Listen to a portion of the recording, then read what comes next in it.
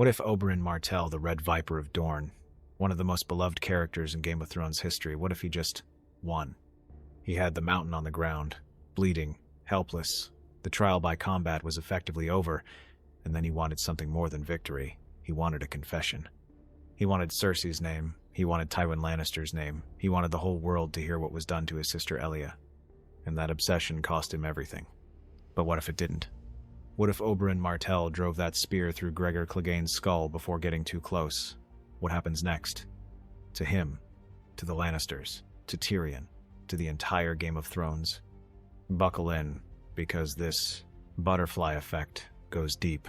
Let's set the scene. Season 4, Tyrion Lannister has been accused of murdering King Joffrey. He's lost his trial. In desperation, he demands a trial by combat, and his champion is Oberyn Martell, who has his own reasons for wanting to face Sir Gregor Clegane, the Mountain Who Rides. Oberyn's sister, Elia Martell, was raped and murdered by the Mountain during the sack of King's Landing, and Oberyn has waited his entire life for this moment. He's fast, he's brilliant, he poisons his spear, he runs circles around an opponent twice his size. He brings the Mountain down, and then, in our alternate timeline, instead of demanding a confession at arm's reach, Oberyn delivers the killing blow from a safe distance. The Mountain dies. Gregor Clegane, the deadliest weapon in House Lannister's arsenal, is gone. Finished. What does that mean? It means Tyrion Lannister walks free. Now here's where things get interesting. In the original timeline, Tyrion loses the trial, escapes with Jaime's help, murders Shae and Tywin in the same night, and flees to Essos. That chain of events is the engine of everything that follows in Westeros.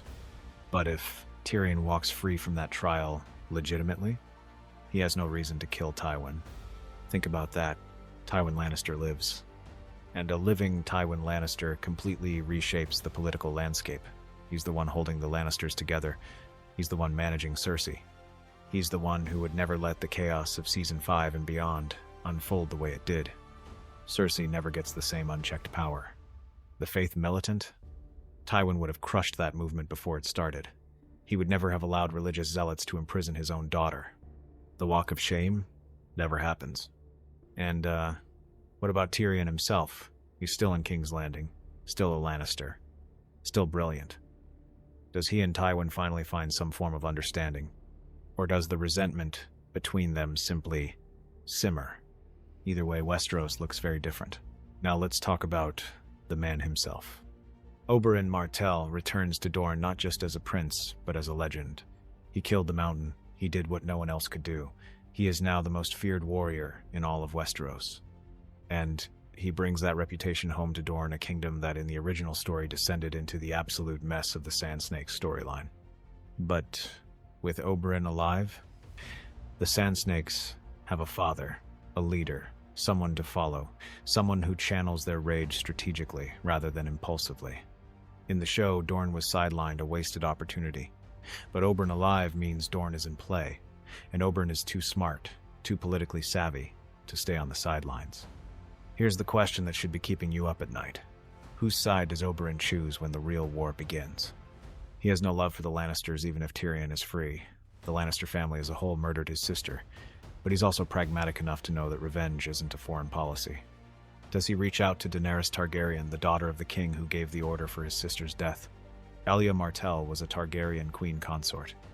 The connection is complicated, painful, and fascinating.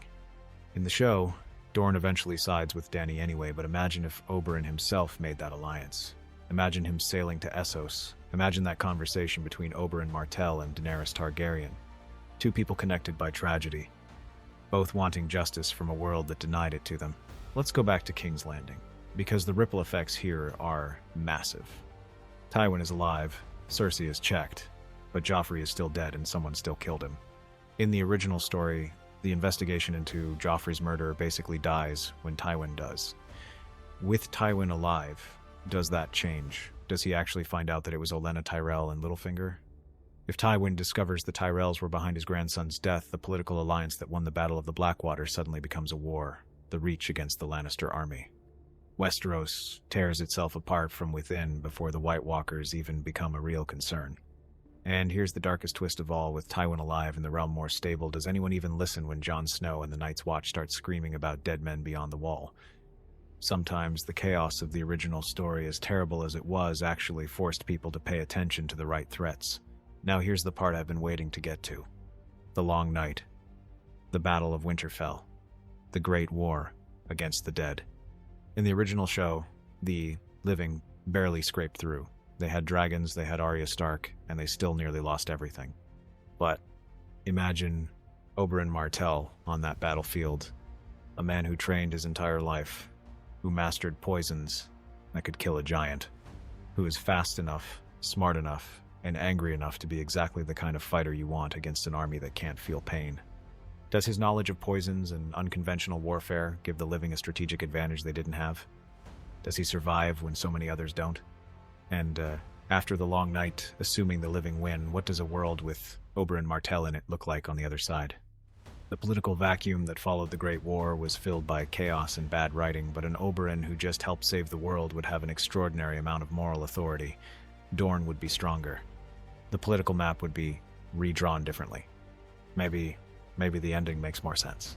Here's the thing about Oberyn Martell's death that makes it so devastating and so dramatically powerful.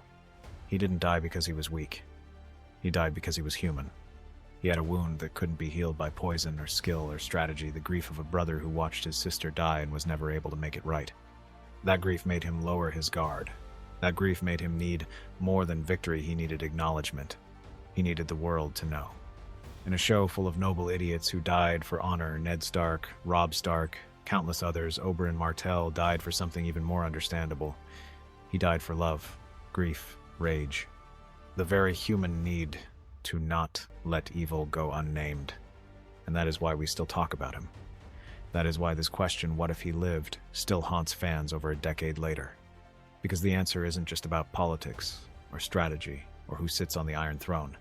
The answer is, the story would have been better, richer, more dangerous, more alive. And maybe, just maybe, the ending we deserved would have looked a little more like the world Oberyn was fighting for. So, do you think Oberyn could have changed everything? Or was his death always inevitable, the price of letting emotion drive strategy? Drop your take in the comments. I want to know, who survives differently if Oberyn lives? And if you want more What If deep dives into Game of Thrones, hit subscribe, because we're just getting started.